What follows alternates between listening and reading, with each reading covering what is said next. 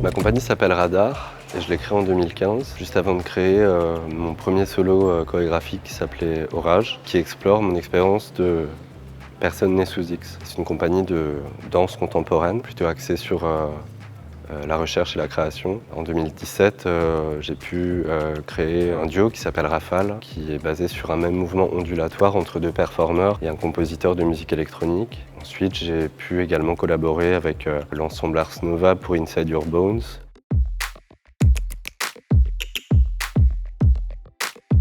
Ma prochaine création s'appelle La fin des forêts. Elle a débuté lors d'une résidence au Japon, à Kyoto, à la Villa Kujuyama, où j'étudiais en fait le théâtre no et les rituels funéraires. Je m'intéressais durant cette résidence au rapport que nos gestes peuvent entretenir avec un dernier contact avec un être cher, que nos gestes peuvent entretenir avec la question de la fin. Je travaille toujours pour mes pièces à partir d'un paysage qui se rend intempestif. Et ce paysage-là est un paysage où il y a une présence qui est sur une plage, entre une forêt derrière lui et une mer devant lui. Et c'est à partir de ce scénario spatial que je travaille. Et je m'inspire principalement pour cette pièce d'un texte d'un philosophe queer américain qui s'appelle Cruising Utopia de José Esteban Munoz.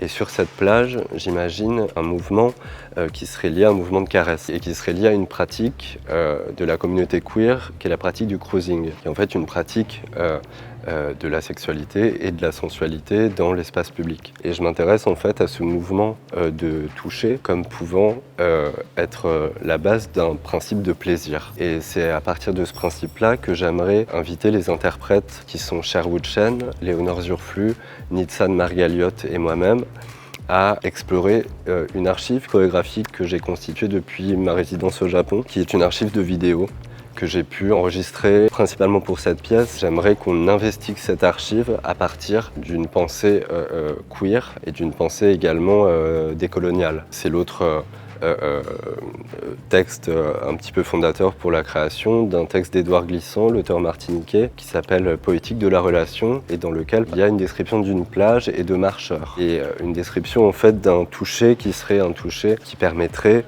de faire corps avec le chaos au monde.